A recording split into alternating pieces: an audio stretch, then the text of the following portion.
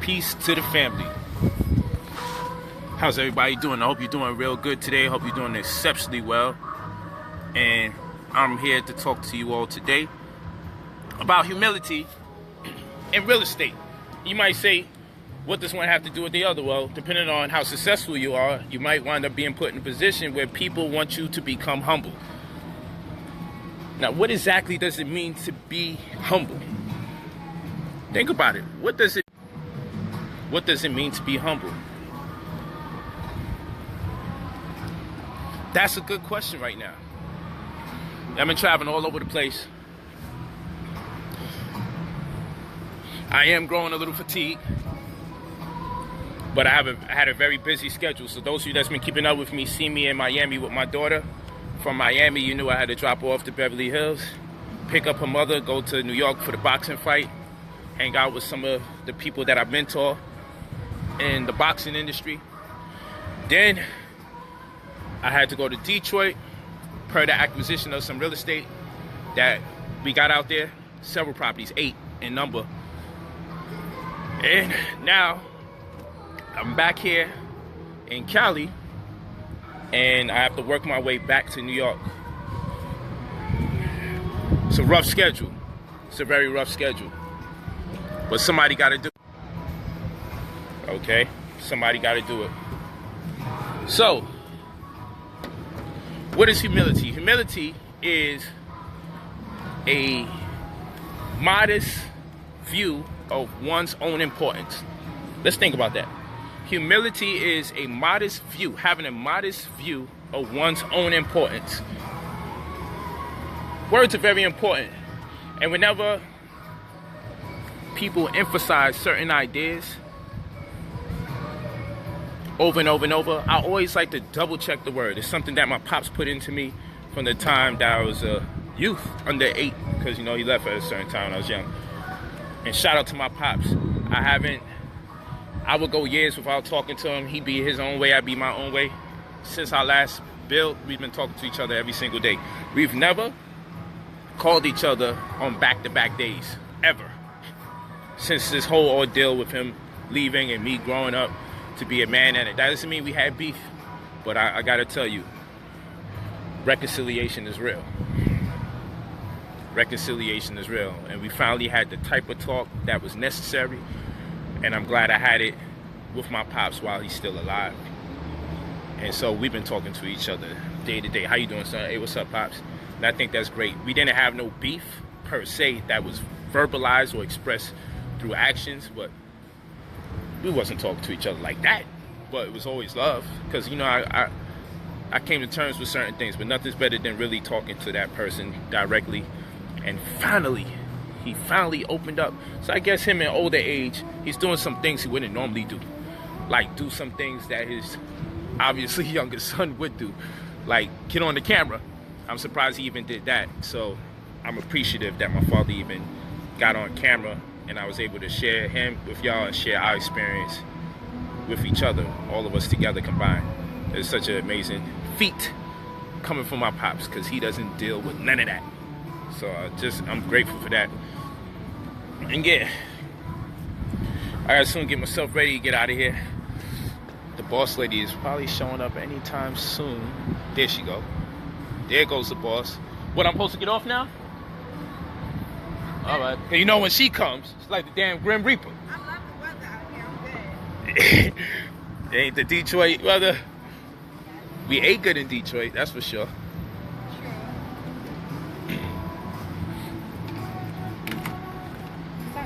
What's up, beautiful? What's up? Dope. I thought it was cold. I didn't know what to do. Yeah. When I came out, it's like hot. So. I know. Hey, let me explain this. So someone said to me, ever since you got that Gucci bag, you've been running it. First of all, you don't know when I got the bag. And my family will tell you, I hold on to stuff for so long. And then one day, because I'm not into like just shopping. So I like to buy enough stuff. And then when seasons change or events manifest, then I like to pull something out. But because I've been with my girls so much, my daughters, and moving around and traveling, I know just like the mothers are, they carry extra things all the time, and I'm always carrying my own stuff. And then I wind up having bags all over my hands, right? I wind up having bags and everything in my hands. So what happens is, I'm like, you know what? I got a book bag. Let me start bringing my book bag. Don't OD on me, family, but y'all could put some of your stuff in my book bag. And I don't mind carrying it. I just don't like carrying stuff in my hand. I'm always carrying 2 or 3 books on me everywhere I go. So bad enough I got to carry my books, but then my wives, they want to carry stuff, but then they have stuff in excess that's they not going to look cool if they carrying it. So I got to carry it. They always carry something for me to carry and something for them to carry. What they carry is accessorized. They got to match what they doing. If the shit don't match, but they need it, it's going to go in my pocket or in my hand in the bag. The shaking her head, right. Crazy, crazy, crazy. So, that's what I got to do. Sister Nephet said, hey, I'm in that. Hey, Sister Nephet. You always tune in. That's right. It's cool. Just getting a look at this beautiful view before we get ready to fly out again. I know you like, yo, we catch planes like cabs. That's exactly what it is. Okay. Sorry about that. Cool. Yes, so humility is to have a modest or low view of one's own importance. Think about that.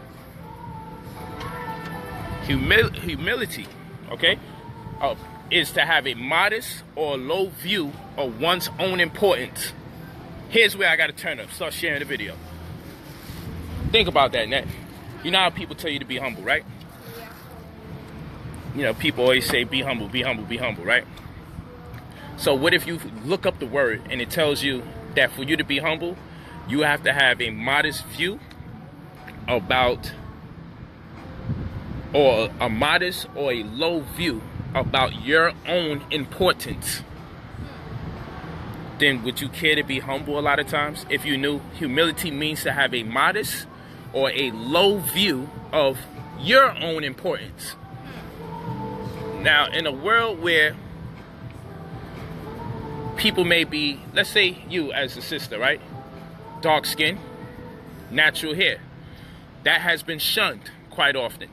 And I would imagine you would need a certain amount of confidence, right? To overcome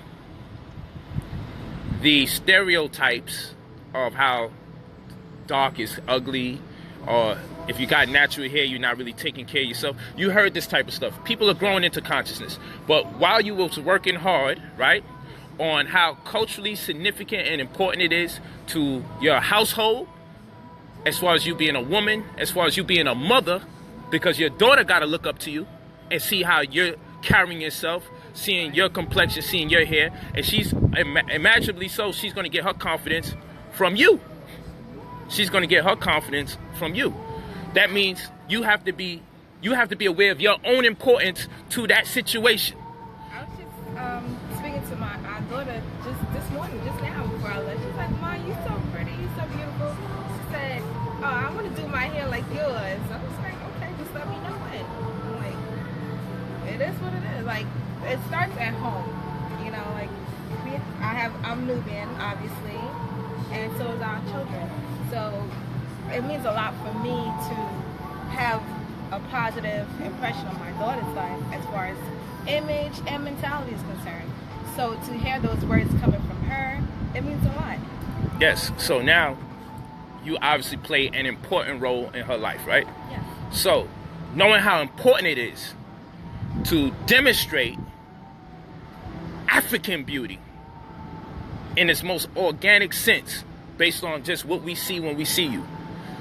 How humble do you really got to be if humble means to have a modest, right? When you got people attacking and tearing down this image, always want to show you the sister with the straight hair, always want to show you the light-skinned straight hair sister. No knock to them, but we talking about you and your disposition, because the light-skinned straight hair sisters got their beefs and stereotypes that people throw on them. But we're not talking about them right now, we're talking about you, right? So knowing how there's a certain part of society that's always tearing you down as a sister or looking to undermine you, is it time to be humble when people are looking to destroy the significance of your beautiful black image? Or do you gotta boss up? And what I mean by boss up, do we gotta swag out? What I mean by swag out, now we gotta go in to make sure they get every cent of them up in here, right?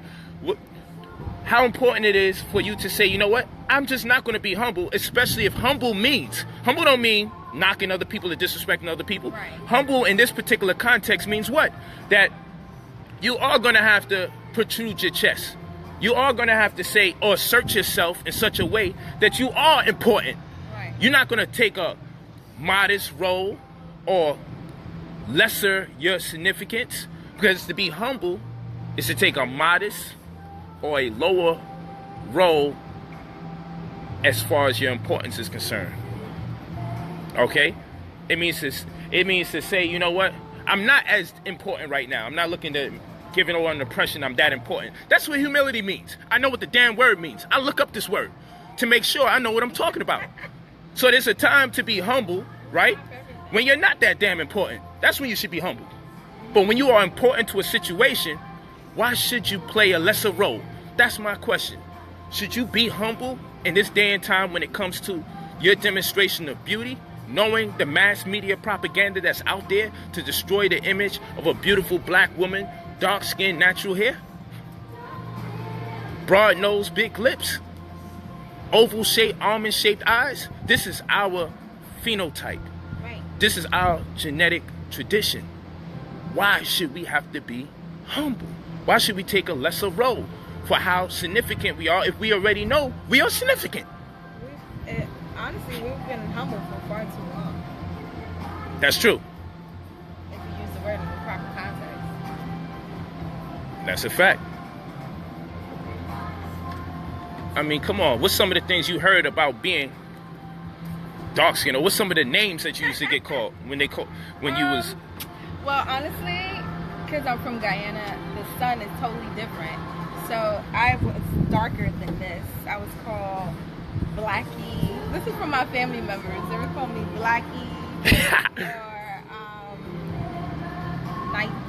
You know, like, they just had jokes, but for me, you have to have tough skin, you know, and I was like, you know what, it is what it is. At a point for me, when I came to the United States, I looked at the media, and the only person that I've seen that I can relate to was actually Foxy Brown. Yeah, that's crazy. Right? So remember when we got up and we was building, she was like honored and everything, but she actually gave me an image that I can look up to, like, as far as complexion and features are concerned. And her being celebrated and apprecited as beautiful. That's right. Man, that's right. Deep. I remember you and Foxy got along so much. Yeah, still do. That's my homie. Man, I love Foxy. Man. And so, you know, and you know, this is why you don't see humility from me a lot of times. Because while I'm engaging my wife and having a discussion, someone says, and she humbly stays quiet while he's talking on and on and on. But what is it that I'm talking about in the first place? She's listening.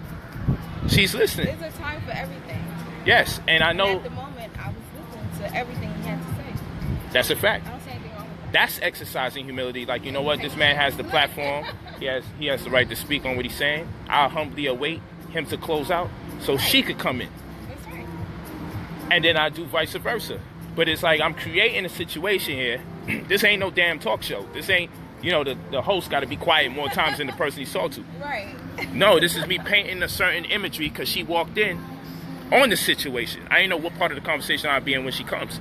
But the reality is this, and it came to mind when she came. As I'm looking at her, I'm like, you know what? She had to fight through the pitfalls and the hurdles that come with her being her complexion.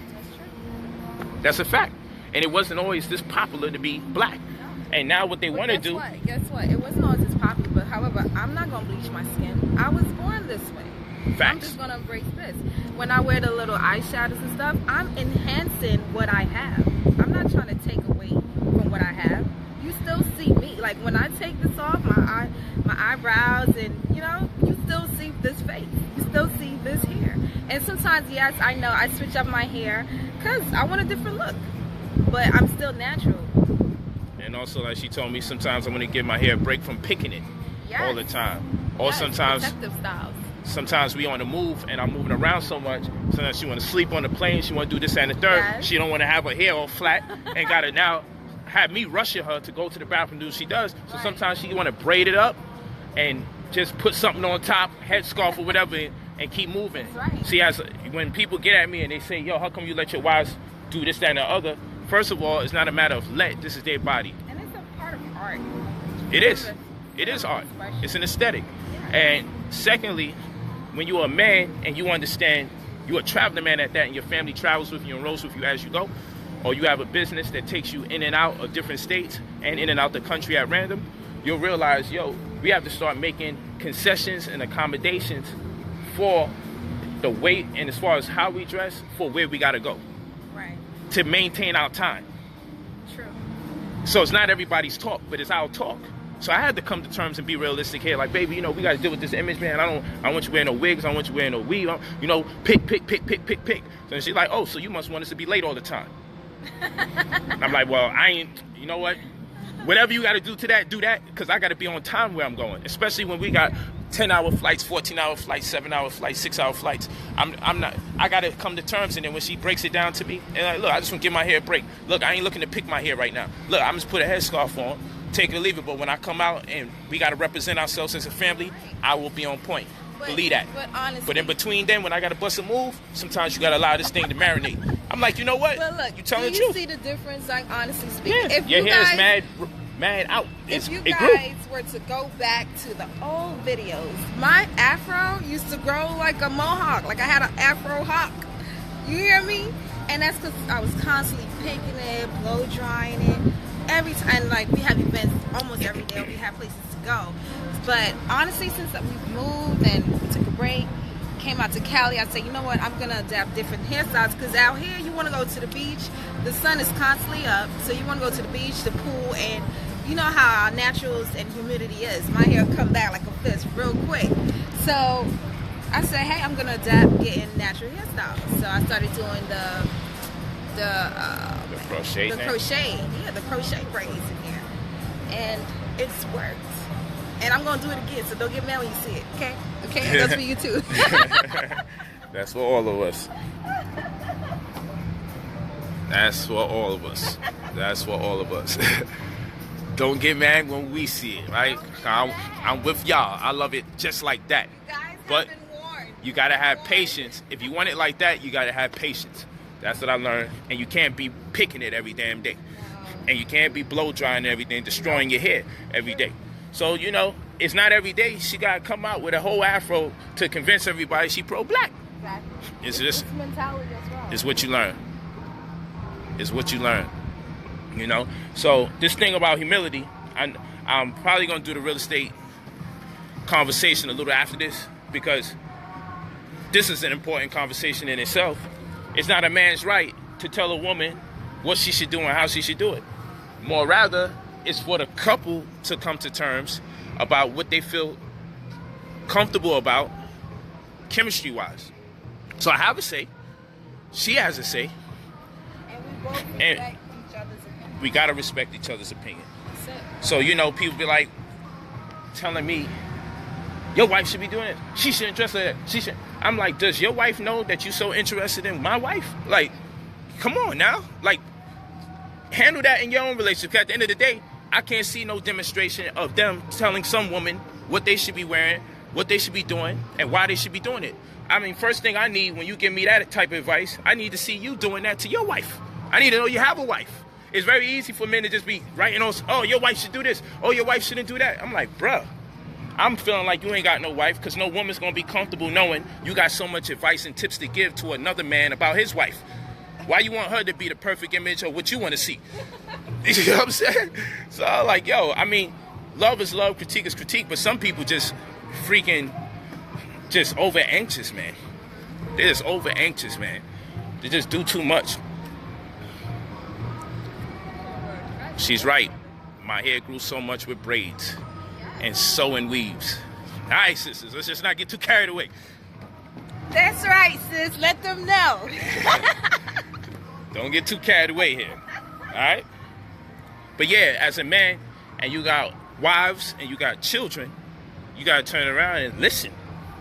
You're gonna learn a lot of stuff. Like, everybody's cycle changes when they live with each other in the house, as opposed to if it's just one woman in the household. If other women come in the household, you realize they cycles change, wind up synchronizing. Like, this is real. Or you can even see who's the dominant woman or the most aggressive woman. It's all sorts of different metaphysical aspects. It's all science now.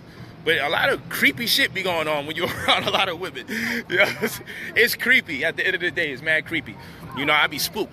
But at the end of the day, as a man, I bear witness to it, and I say, man, women are totally different beings on planet Earth, particularly black women. You know, we want to talk about all the aggression and the talking back and attitude, but we're not really talking about the nuances of the woman. We're not really talking about the idiosyncrasies of the woman. That's a whole nother conversation. Women are very unique. Black women are very unique to planet Earth when it comes to beings on planet Earth. And I know this from being around women predominantly all the time. From being around women predominantly all the time, I know this.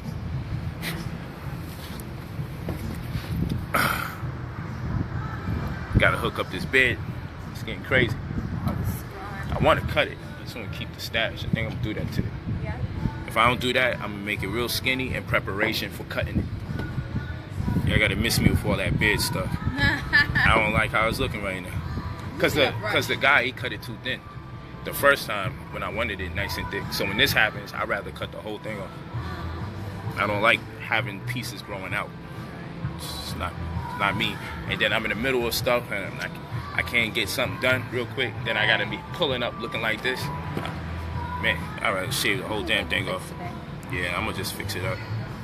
I'll keep this for ya. This gotta go. That gotta go. Getting hotter again. Yeah, man. I feel like I'm wearing a sweater. No, stop. You're so extra sometimes. I feel like I'm wearing a sweater, man. I don't wear a sweater on my face.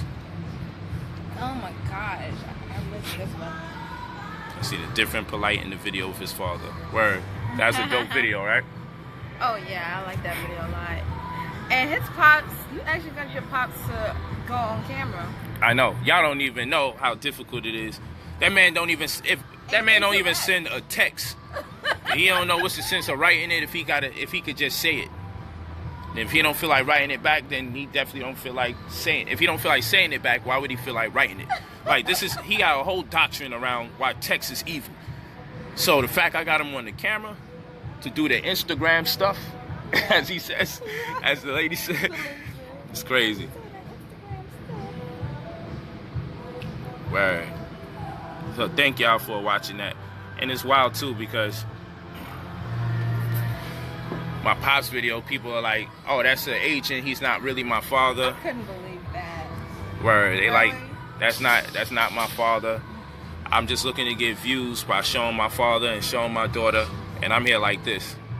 If I'm looking to get views by showing my father and my daughter, what should I do? Should I start boot ganging? Should I take things out of Burger King, don't pay for it, and say a whole lot of gang shit? Like, what you want me to do?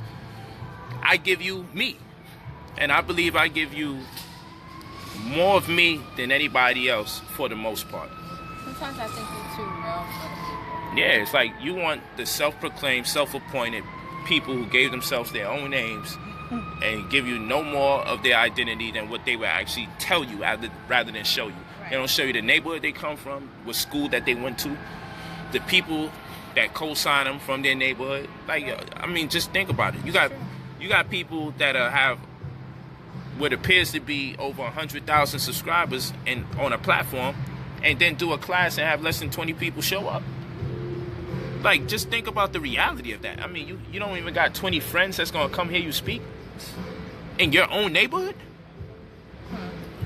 I don't get it. It's just weird. In your own neighborhood, like, picture me not being able to get 20 people from my neighborhood to show up to anything that I gotta do. I can't even walk in my neighborhood without having to take pictures and shake hands. Right. I can't walk into the borough of Brooklyn or the borough of Manhattan or the borough of the Bronx or Queens or Long Island without that. Don't matter. These are facts, and anybody that keeps up with my lives can tell you that. I can't go nowhere without that. And it's not even in New York only. That's true. Where people are tripping. you know. But it was a beautiful experience with my pops, and I did that because I wanted to show the world that's paying attention to me that I love my father. I don't want y'all only to know. I don't only want y'all to know the narrative of him walking out on us at a certain age, but I also want to let you know that my father and I came to terms, and we had a conversation about that which we never have a conversation about, and he gave me even more clarity. And as a man, I wouldn't want him to be alive and people to have a false perception of my father. I felt responsible enough to say, hey, if I can tell you the things that relate to his shortcomings and what has impacted me negatively, I got to be responsible enough to also let you know where I'm presently at right now. That's right. In the state of love that I have for my father. And that's humility, because it wasn't about the importance of me, it's about the importance of him. Right. Okay. So that's when I had to be humble. It was real important. We had a real good talk, and we finally talked about things that we just never discussed for years, man. And like I said, it's the first time him and I have called each other back-to-back days since cell phones was popping. Right. Never spoke to him back-to-back. And now I speak to him every single day on the phone. Never did that before. You had to teach him how to do the video calling, everything. Yeah, showing him how to do video calling. Minette was showing him. He started just being so open to so much stuff, man. I'm like, this guy is actually learning how to use his phone. Other than he uses his cell phone like a landline. He will leave it in the house and walk out. Yes. Let it ring. And if he picks up his cell phone, that means he's home. This is the type of stuff we got to deal with. You know, my pops is... He never touched the computer. Never. He won't even deal with the damn computer. This is the man who made me commit everything to memory. Made sure I ain't need no calculator for mathematics. Right. This is the man who taught me all this stuff. Right. Taught me how to do any number squared up into like the 20s, like easy. Taught me how to, all the tricks to the times table, like if it's 11 times 22, 2 plus 2 equals 4, put the 4 in the middle, so 11 times 22 is 242. You know, like this guy right there, that guy right there. You feel what I'm saying? It's wild, real wild.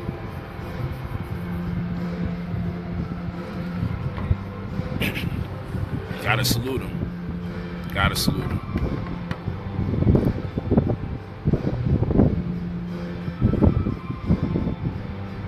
Yeah.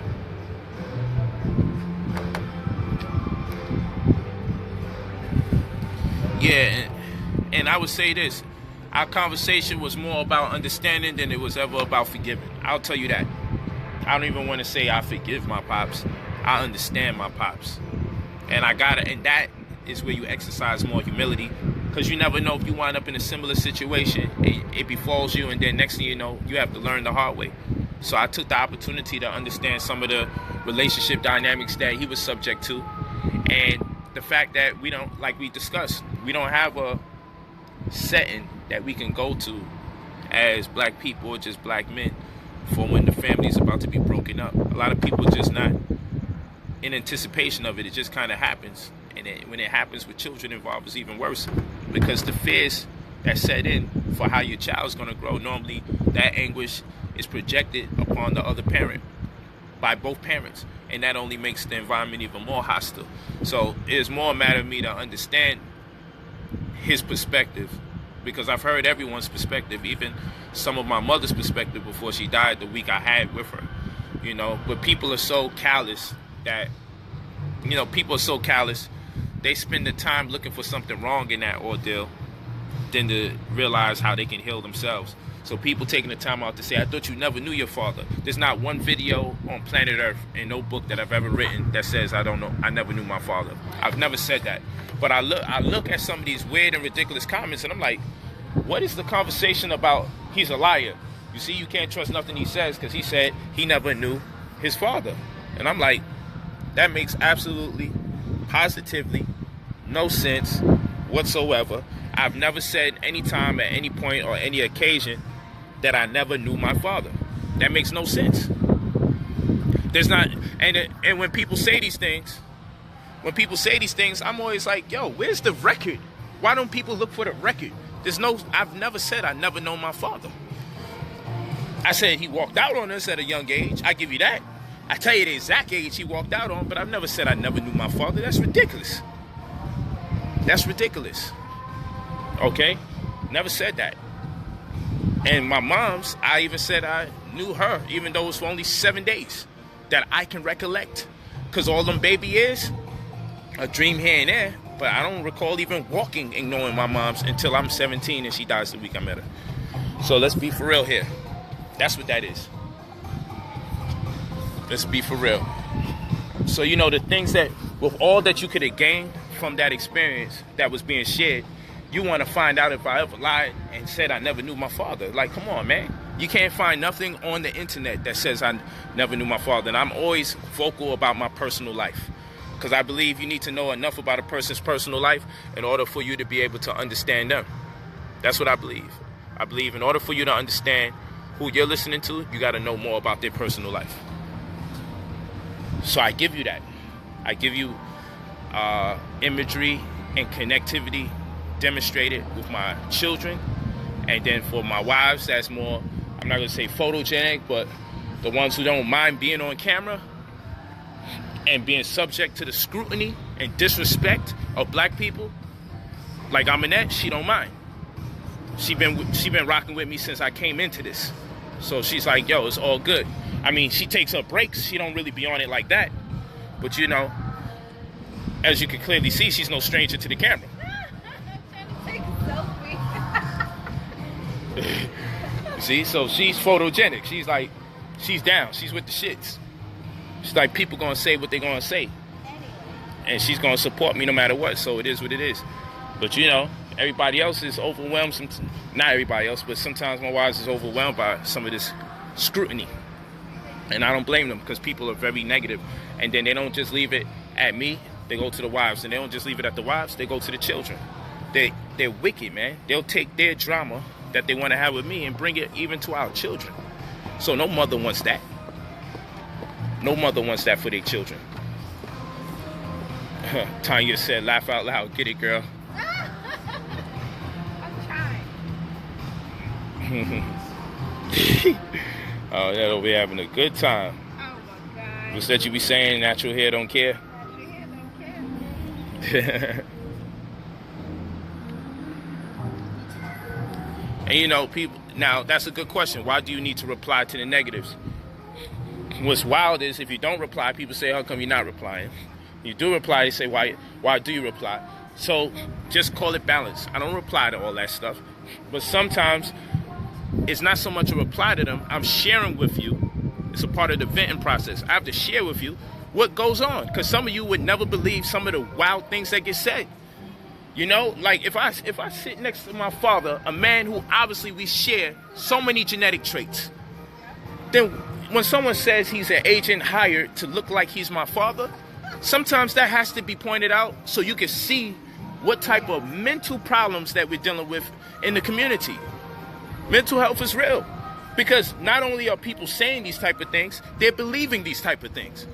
Like, my success has gotten people to the point that they would think I hired a man to be my father. You have to really consider that and realize, like, this is a pathology in itself. So it's not so much, oh, you responded to it. No, I'm sharing this with you, because when the mind doesn't have something figured out, it tends to recycle it over and over, because it's plagued by the ideas, plagued by the notion that this concept even exists, or that there's no answer to this equation, no answer to the solution. I'm constantly grasping for the answer to how someone can come up with something so ridiculous. All right? Or there's no way this man has that much wives in America. They're hired, they're fed to pretend that he has wives so he can gain people's attention and interest and love. Like, this is stuff that people write. And sometimes I just got to share it to get it out of my mind so it can go into your head, so you can also raise an eyebrow and then let me know, yeah, it's crazy. So then I know I ain't walking around here thinking this is normal. So every now and then, yeah, I got to share some of the crazy stuff that gets said. Or my child that's not my biological daughter, grown men are saying, why is she calling him daddy? Why is she calling him? That's sexual. Like, yo, I'm here standing here like I feel like I just came on planet Earth. Like, how could a man be confident saying that because a young lady, who's actually an adult now, but that a young lady calls a man that raised her since single digits daddy, and they say, why is she doing that? That's sexual. That's not your daughter. Man, that's your daughter. That's not, yo, you don't even realize how much you hurt my baby girl talking that crazy talk. We never even addressed me not being her father in so many years, her biological father. We haven't addressed it in so much years that it brought tears to both our eyes just having that conversation and reevaluating how significant this chaotic conversation is in the community, that I was sneaking and hiding the fact that she's not my actual daughter. And this is conscious people we got to explain this to. We actually went to tears because in her heart a lot of times, is when you got a lot of love for someone that raised you, you don't revisit if this person is my biological or nothing. We play our role. I'm her father. Every day that she accepts and embraces me. That's what that is. But when you throwing that in somebody's face, that's not your father, that's not your father. You don't even realize the hurt and pain and the anguish you're doing. And then you making it sexual because she calls me daddy? Well, I'm going to tell you this. A lot of grown women that got connections with their fathers and is healthy, they call their grown father daddy. Facts. But you wouldn't know because you people don't really deal with the real world. You deal with the internet. And that's another conversation that we got to have at a different time very soon. And that conversation is this. You get endorphins and oxytocin and all sorts of bonding and truth hormones and happiness from people liking your pictures on the internet. I'm going to show you how sick people are. When it comes to YouTube, not Instagram. Because on Instagram, someone like your picture, you see the number count go up. And that's all you have, likes and views. It's the only thing you really could use as a barometer to tell who's looking at you or appreciates you. That's Instagram. The whole concept of Instagram is to cater to a person's ego for the most part. And then there's other things. If you're using it for marketing and branding, most people are not. Most people are using it to connect with the outer world and get their attention so they can feel good about themselves every time they're appreciated. They're vindicated by the likes. That's something different. On YouTube, you have views. Views is the most important thing on YouTube, especially in the case for people that are looking to monetize the channel. Here's the problem I got. There was a grown man saying, hey, I'm not going to tell y'all none of the juice, none of the rumors, unless y'all press the like button. So now the question then becomes, does he make more money when people press like? No, he actually doesn't. You make more money when people view. You make more money when people view the video. So the likes is just to let you know who likes it. But you get your money from views. No part of the likes or dislike concept on YouTube evaluates to money. So the only thing that can make a person be so interested in how many people are liking their video on YouTube is a person who wants to feel appreciated. And if you got to go through such lengths to spread rumors to feel appreciated, then that means you don't appreciate the people in the real world, nor do you have enough people in the real world to appreciate you. So this means you start lacking in empathy hormones, meaning in your quest to be appreciated by that which you don't know, in your quest to be appreciated by people who don't know you, you are willing to go through extreme measures and lengths to grasp people's attention. So if you got to get likes because you and that person don't like the same person, then what you're going to do is castigate that person so you can get all the people that don't like them, so you could be appreciated for having the platform for not liking that person. This is a very sick world that people are living in. I'm not going to tell y'all nothing until you like this video. And I'm here looking like, yo, you don't even get paid for likes. So what is this? Is just for appreciation? Yo, listen, this is crazy. So this concept of friends and everything is so wild. I came in on a transition. So I came in on a level where I was teaching on the streets and teaching in the train. And back in the days when someone liked you, if they was from Delaware, but they came down to New York to hear you speak, tell right the young phenom one. Yeah, so back in the days, if someone came to hear me speak, the student had to be somewhat proficient in what I was saying, because that person had to convince another person to follow me down the class. That's how the information worked, right, Nut? Yeah. People had to really take in what you were saying so they could explain to other people why they like you in the first place, to attempt to get them to step foot in the door to hear this person that I'm going to see every weekend. Yeah. So in my bookstore, I was earning people that's on the trains. They call their friends, call their families from other places, say, look, when you come to town, I just need you to check this person. I'll be listening to this person. And that's how I gain people through the organic experience. I had to actually have the charisma. I had to have the personality. I didn't have no sound effects playing in the background. I ain't had no screenshots that I could pull up. Shit, I didn't even have a PowerPoint projector, nothing. I just had to stand there and be the reference. You take the notes, check it out. You had to go to the library. I feel like an old man. You had to go to the library and get it in. Facts. And so one day, YouTube came out, and it was out way before I even realized it. And I was like, damn, I got to figure this out. I got to acclimate myself to this. This is where it's going. And that was kind of wild. I was like, man, you got anything to drink, babe? So this is where it was going. So I was like, okay, we're going to go with Pink Dye and get something to drink. They got the apple, the Martinelli's in there. So I'm like, I bet.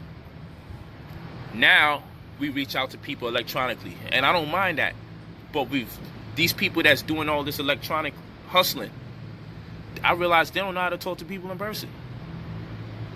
And I liken them to the guy that goes to the strip club, who develops communication skills with strippers, and then they expect the women on the streets that they encounter to respond to them the same way the strippers do, who obviously are doing a job by stroking your ego. So when these brothers come from the strip club, and you know, hey, how you doing today? How you doing today? Oh, you're sexy. Oh, word. So where do you live? Yeah, you're handsome.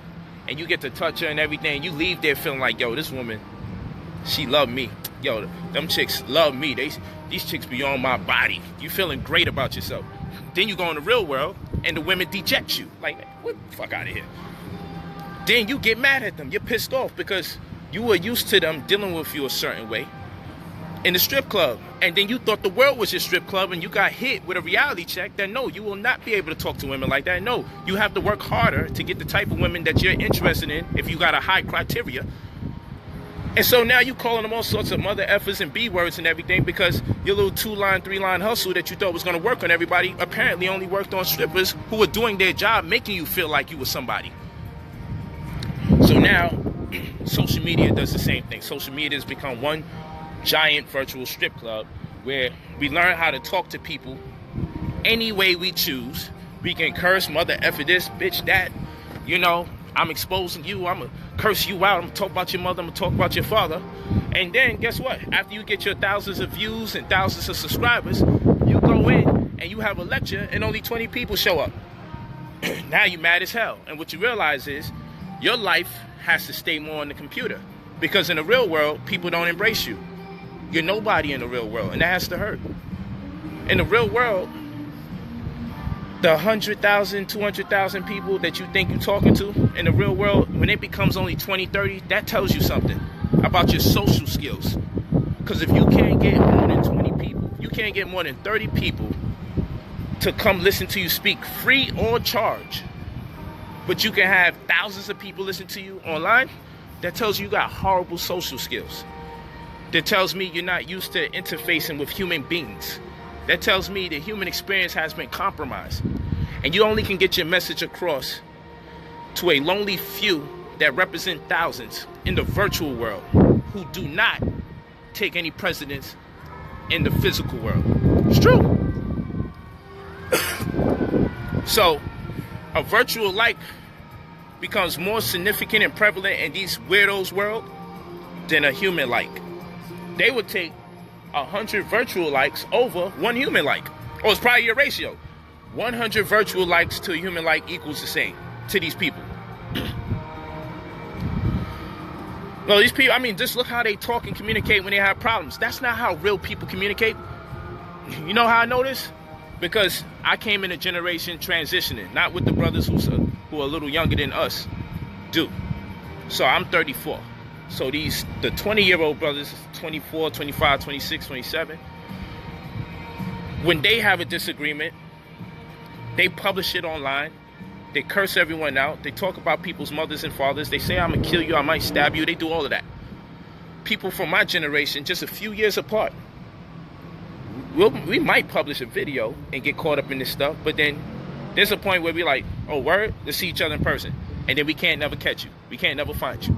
See, that's where it gets different. Because people in my generation, when we wind up having a problem, what? You said that much? No more videos. We banging when we get a chance. This generation, they'll sing about who they killed and get locked up. They'll snitch on themselves. This generation, they will say anything because the people are watching. And then when they shut down the video, they ain't going to answer the phone call of the person that they was just threatening. They're going to avoid that city, that state, that borough, the person they was just talking about. They're going to say anything weird and ridiculous. And guess what? In the virtual world, you have other weirdos who support it. Yeah, talk about his daughter. Yeah, talk about his mother. Yeah, these people are crazy. And just a few years apart, I know better than to do that, because I'm like, yo, I don't want to be walking around somewhere and someone bop me over my damn head for talking about their child. Because when you talk about people's children, now you're talking about their uncles, their aunts, their best friends, and depending how old the child is, their boyfriend. You don't know who the hell you're talking about. There's another brother in the community who lied about my oldest daughter's biological father. And he's livid about that. Lied and said, yo, you know, the biological father was chasing her down the block. That was a lie. That's not even true. And Polight was scared, and, you know, he let this man... That's all lies. But what you're not realizing is, now you're talking about people you don't know. That's crazy. Like, why would you go so far? Why is this? But this social media will make you say anything to get other people's approval. Back in the day, you ain't like somebody, you want to deal with them and get things right. Yo, don't talk about me like that, yo. In school, if you was talking about somebody too much, you know what the circle do? They'll sneak and have other people on the phone. Not even three-way. Everybody else got to put their ear on the phone. Like 2-3 people got to be next to the phone. Put it on speaker or whatever. And everybody got to hear you talking your crap. Then when you go to high school, yo, what's that shit you was saying about me yesterday? Well, what you don't know is I was on the phone. And everybody go, oh! And then now you got to throw your hands and you got to be held accountable for what you're saying. That's the real world. Right or wrong? We seen it several times in Wingate. We seen it several times in our high school. Several times in our high school, we seen this happen. Where people find out, oh, yeah, I was right next to her on the phone. That's what you don't know. Then you like, oh, shit. Now you mad that your friend set you up and you just got caught lying. You mad your friend set you up, but you're a liar. And guess what? We learned, yo, like Grandma told me, don't say nothing to nobody you're not willing for the world to know. That's what Grandma taught me. But now in social media, you saying everything, knowing damn well when you get off, you gonna call the cops if somebody come for your ass. Like, it's crazy. Don't say stuff that's gonna endanger you, especially if you got a family. Chill, freak out. But the younger generation, man, too many people are supporting this craziness because they themselves are crazy. Anybody in their right mind tell people, look, brother, don't go that far, because there's a point when you talk about people's family that you don't even know who supports the rest of those people. So many tiers when it comes to family. You got friends, you got cousins, you got nieces, you got aunts, you got uncles, you got siblings. Yo, why take on a fight with people you don't know because you don't like somebody else? And not only do you want to disrespect them, you want thousands of people to know you disrespecting them. You're looking to drive someone crazy. Yo, but the whole while they getting adrenaline because so many views. But you're not realizing people are viewing your demise. They want to see this shit come to a fucking, pardon my language, they want to see this thing come to a speedy halt. Call Tet and tell her I'm live. She can stop calling me over and over. I'll call her back. Yeah. But you don't realize these people want to see your life come to an end early. They want to see, okay, I see the mic in the wind. I get it. Yeah, so it's sad, man. It's sad. And every time I watch it, I feel sorry for people who talk about me. Because one thing I can say, if I'm not walking around here cursing out people's parents and talking about people's children, then you know what I know I could do? I could just walk around with a peace of mind. But you know these people, you know they're paranoid. There's no way you could tell me these people aren't paranoid. They're so paranoid, some of these people think Minister Farrakhan is out to kill them. Now, some of them think Minister Farrakhan is talking about them in their presentations and on Instagram. They're so crazy, they tell you, I turned down a meeting with Minister Louis Farrakhan because I don't like him. Man, shut up, man. Yo, hold on. Yo, there's really a crazy guy in the community. He said, my head not breaking out because I'm sick. When I'm training, the gloves are dirty. And it's rubbing off my forehead. That's why I'm breaking out. Yo, I can't make this shit up. So I'm like, yo, are they dipping the boxing gloves in raw sewage? And are you getting hit in your head every time you practice? Because the combination of the two would make what you're saying right. But yo, how could a person say all these craters and everything that's on their face is coming from the gloves that they're using to train? How much times are you getting hit in your head, bro? First of all, what kind of question, what kind of statement is that? Just wear bandanas, son. Wear a bunch of band-aids if you ain't got a bandana. Wear a do-rag very low. The shit is starting to surface just a little above the eyebrows. That shit probably go down to his eyes. That might not even be eyeballs no more. Them shits might be bumps in his head. He gotta figure that shit out. But anyway, the point of the matter is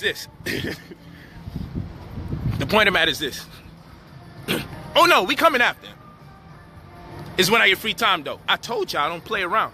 But I'll let a person do 20, 30 videos and then I hit them with one because I don't got time for all of that. But I told y'all I'm gonna come for each one at a time. For fun.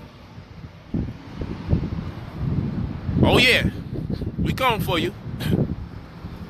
Oh yeah, we coming for you. We know about the thousands and thousands of dollars you've been stealing. We coming for you. You don't have to answer to me. I got the number one reason why you gotta answer to me, but you'll figure that out when I deal with you. But yo, separate from that, nigga said he got punched in his head with dirty gloves. That's why he break it out. Yo, you can't make this stuff up. You know when someone thinks everyone's stupid when they say stuff like that. So everybody else in the boxing world constantly getting punched in their goddamn head, training way more harder than you. Everyone in the MMA. Nobody else got these problems with you. You got an allergic reaction to dirty gloves. Then here's one. Use clean gloves. Simple. It's the dirt and the sweat that's on the gloves that's making me, I'm itching. Oh, man. We're going to deal with you. I just don't got the time like you got. Your world is that. You live in that world. That's all you got to your life. All you got is that. And everybody that's supporting you, knowing that you fucking stealing from everybody and then looking to defer everyone's attention to everyone else. Oh yeah, we got you. You don't even know how bad it is. Because I told you, I like to see how stupid people are. Because people are so dumb, they think that if you don't respond, you have nothing for them. I told you, I keep a devil file for every single body in the community that talks about me, that says I killed my daughter. Everybody that's dreaming up all sorts of pedophilia dreams when it comes to my oldest daughter, constantly soliciting some kind of sexual conversation about my oldest daughter. I got something for all of you. I got y'all guys. I got it. I'm going to tell you. But it's crazy that every single one of them, life is dirty. Way dirtier than they've attempted to have you imagine about other people. It's insane. It's almost too easy. Their phones is given to them by police. I'll show you how to do it to find out if a person's phone is administered to them by way of police department. I'll show you how to do it live.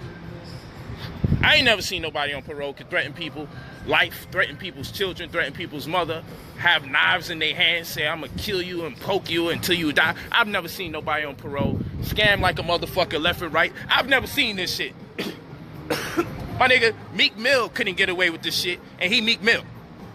That man can't even ride a damn bike down the block without getting locked up with a parole violation.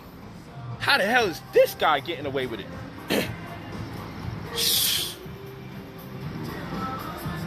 Me couldn't get away with it. It's crazy. And all the while, the white man ain't shit, but every time we turn around, you attacking another group of black people or another black person. Your whole thing is to create distrust and disharmony amongst nothing but black people in the community. Distrust and disharmony amongst all black people in the black conscious community.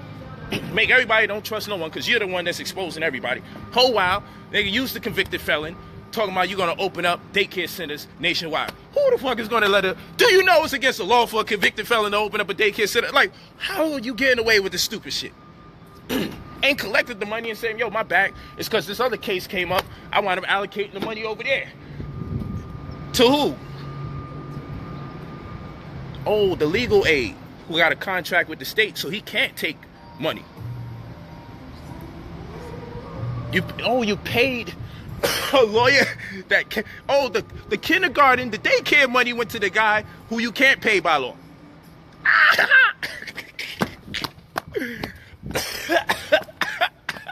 No, matter of fact, yo, hook me up with cheap hotels. Like, son, you wild, son.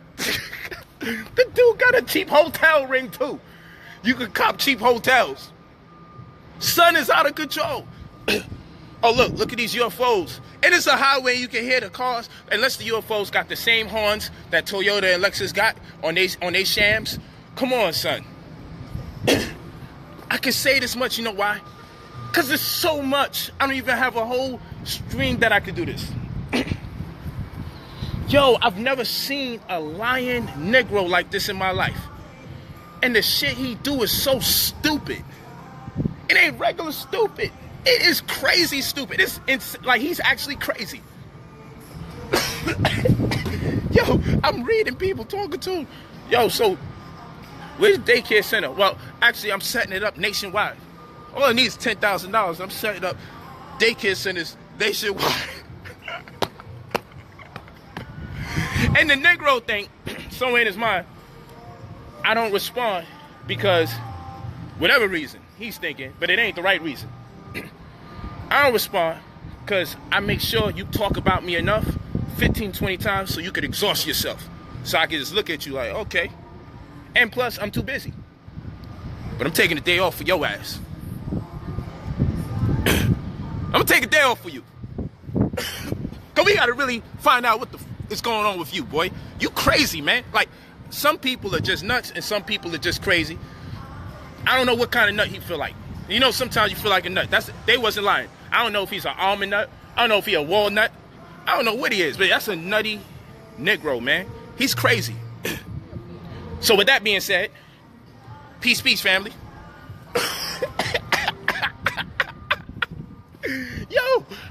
Yo, for real, how you gonna be a convicted felon talking about I'm gonna open up the daycare centers? Why you ain't say storefronts, oils and incense, headquarters for Pan-Africanism? Out of all things, the convicted felon is gonna open up a daycare center? Nationwide, not one, not two, but nationwide. My back, y'all. I had to use the money I raised for the attorney. The attorney is a legal aid. He don't get paid. My back, y'all. And the whole while, what he do? Yo, everyone in the community gotta be exposed. So him and the old head, hold on. So him and the old head and all these other people gotta be in cahoots. Because there's no way everybody that's dealing with him don't see that this nigga's stealing every damn thing. There's no way. There's no way everyone hanging out with him and co-signing him is not breaking bread. Because this is some stupid shit. I mean, it ain't regular shit. It's stupid shit. It's like non-creative shit. Like, hotels, fam? Like, what black conscious scholar come up with the, yo, you know, I'm going to get you these hotels for a cheap price?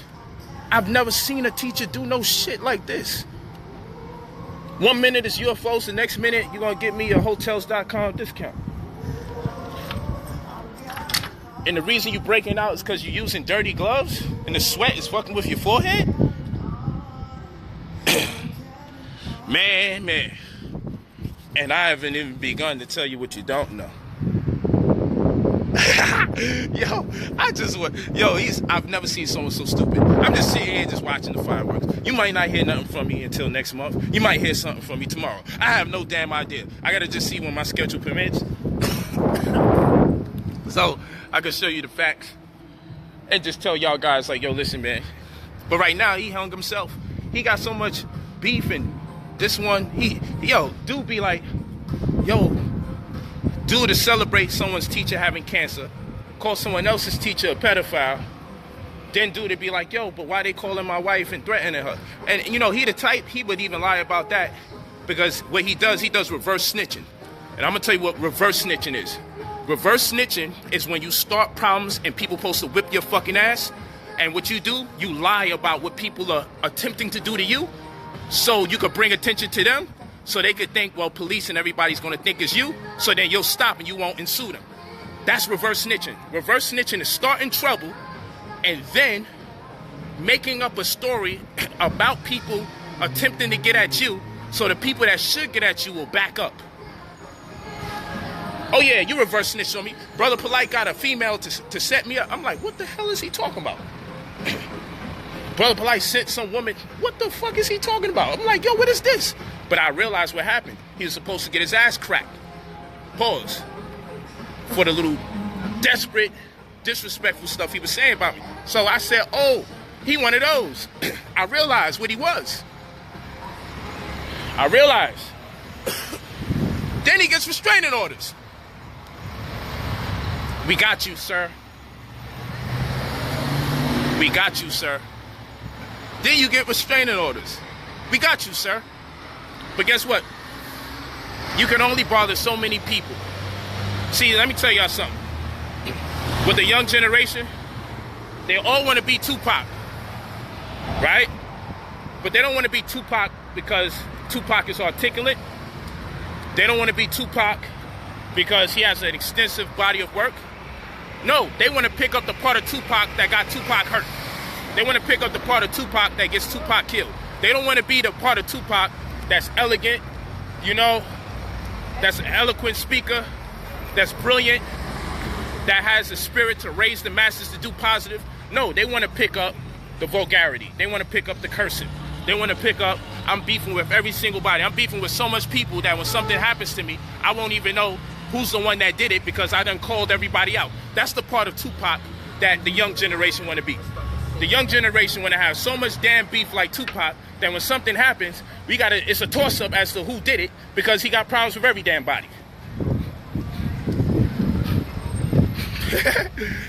That's what the young generation want to do.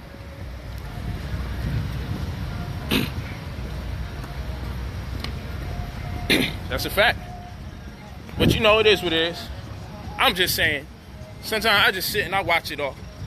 Because at the end of the day, when people do all that negativity, so every video is negative. Today we dealing with this one. Today we dealing with that one. Today, now we're going to destroy this black organization. Like, when people on that means it's a hustle at this point. Because, damn, man, you can't be that mad at black people, man. And you got very little videos about white folks. Like, that shit's crazy. After a while, you just got to be mad at your living situation. And this shit is making you money. Because, again, all those subscribers ain't translating to people coming out to hear you speak. We got the photos, especially every time you do something in your hometown. No one comes out. Shit's crazy. When your security costs more than you can make at the door, you got to start doing fanatical stuff online to make sure you get those views. It's just wild, man. But you know me, I ain't got to mention nobody because the shit's so stupid it only fit in one category with one person. Anytime I talk about anybody's stupidity in the community, if you know about these people, you know exactly who it is because there ain't nobody else going to do their level of stupid.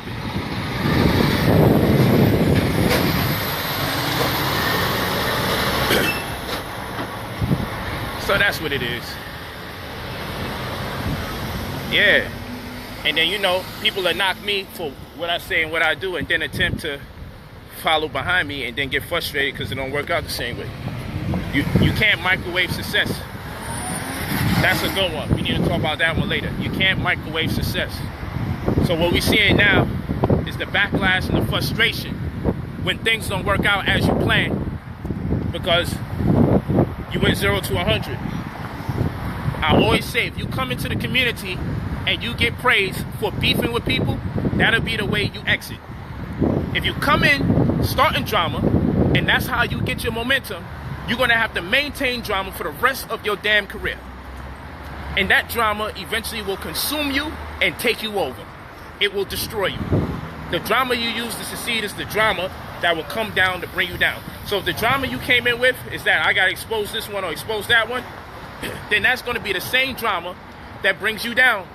And now if you look, all the people who take the time out exposing people and doing videos on each other, they all expose and do videos on each other.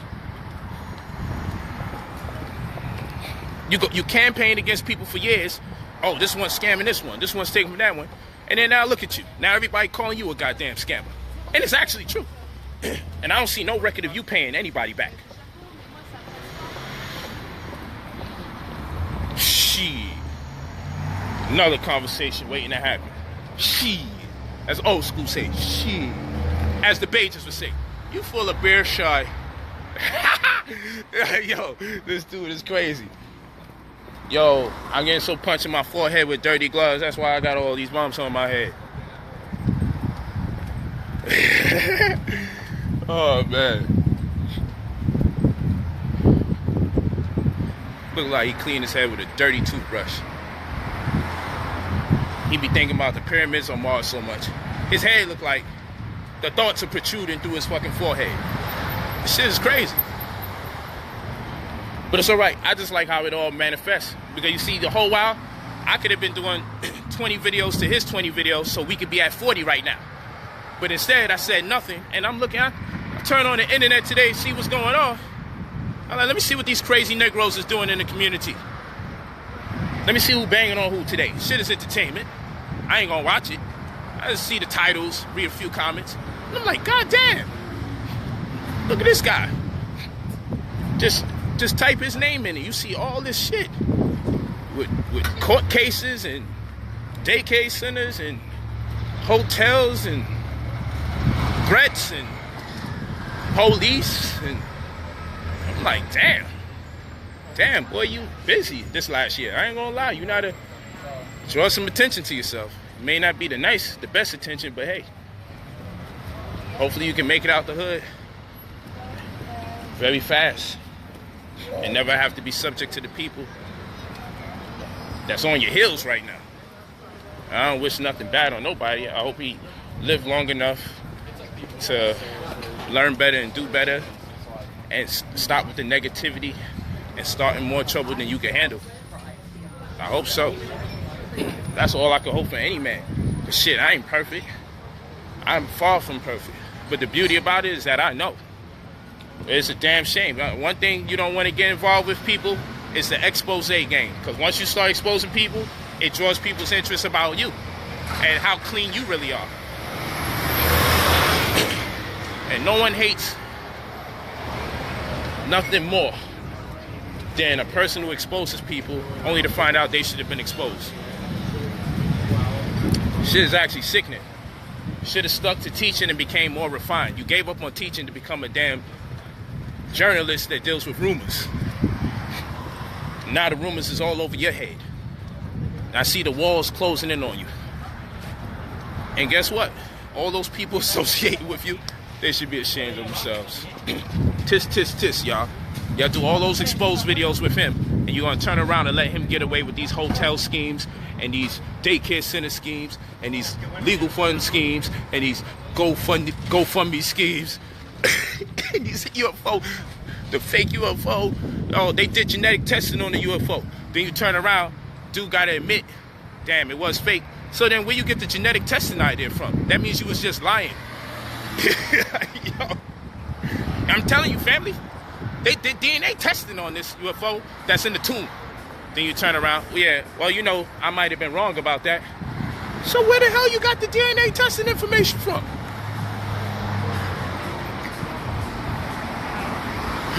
Yo, I'm sorry, man. Yo, this shit be having me. Yo, when I be telling dudes about this, they don't even be believing me. I gotta let y'all go, man. The boss is telling me, when will you cut this out? I didn't even want to talk about this. This stuff is just so crazy. It's in my mind. It's so crazy. I can't believe human beings like this exist. The next time I get back on is about real estate. I ain't talking about none of this.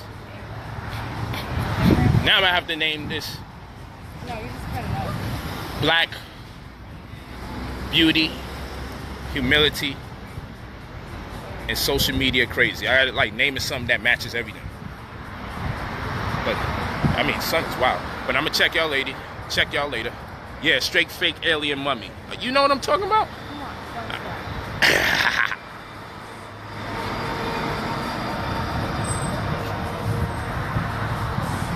Man, and then you got people like Ken Pratt who sends all sorts of homosexual messages to people. That's why I just blocked them. I know about you because two brothers in the community already put your name up there, so I'm not even gonna give you a chance to start that over here.